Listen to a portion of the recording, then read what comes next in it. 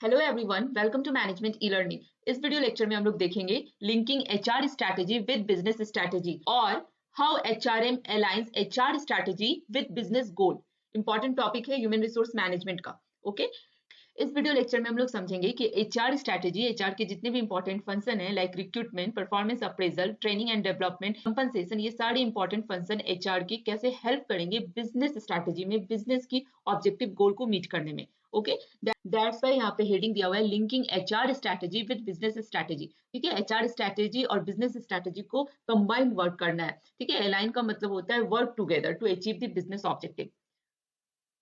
Aligning HR strategy with overall business strategy ensure that all people related practice, that means HR practice like recruitment, training, compensation and performance appraisal or performance management are designed to directly support the organizational long-term goal like growth, innovation, customer satisfaction, cost leadership, etc.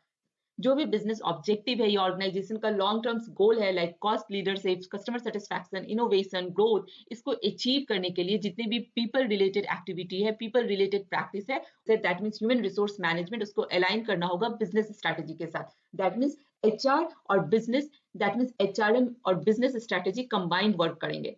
Okay यहाँ पे मैंने diagram के through समझाने की कोशिश की है।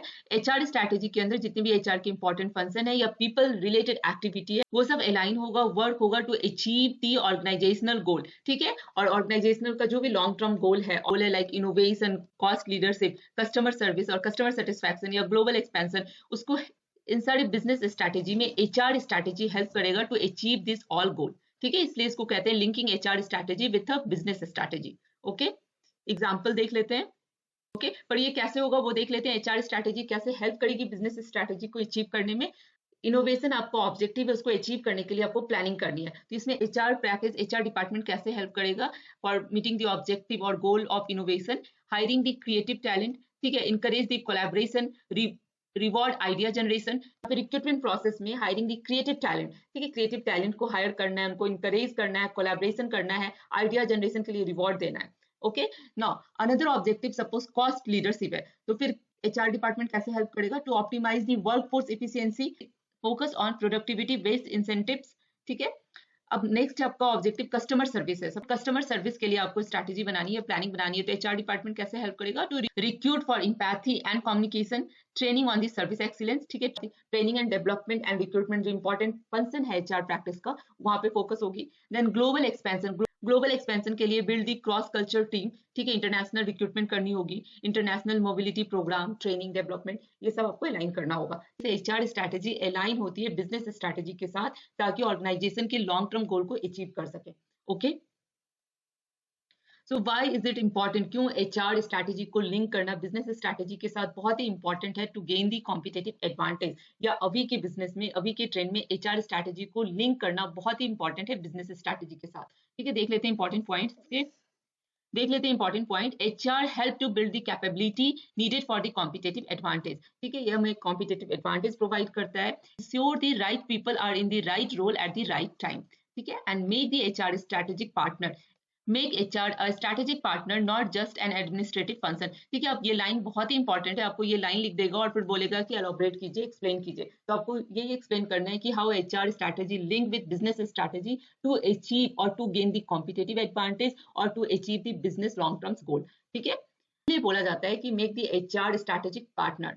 ठीक है, by aligning both organization gain the agility, performance and long term sustainability. By aligning both organization gain the agility, performance and long term sustainability. That's why it is very important. मैंने कुछ points और भी add किए हैं, importance of linking HR strategy with business strategy. अब ये इस point के साथ आप ये 3 पॉइंट तो इंपॉर्टेंट है, इसके साथ आप ये सब भी लिख सकते हो। ठीक है, strategic alignment that means HR become the strategic partner not just the administrative function. ठीक है, टैलेंट फिट, एचआर हेल्प करता है रिक्रूटमेंट एंड सिलेक्शन प्रोसेस में, जहां से आप बेटर क्रिएटिव पर्सन को हायर कर सकते हो, राइट पर्सन को हायर कर सकते हो फॉर राइट रोल, जो हेल्प करेगी to meet the business objective. ठीक है, तो better talent fit, focus training and development, training program are designed to build the capability aligned with the strategic priority, innovation or customer service. cost effective compensation structure are used to reward the behaviors and outcome that support the strategic goals like the team performance, efficiency and creativity.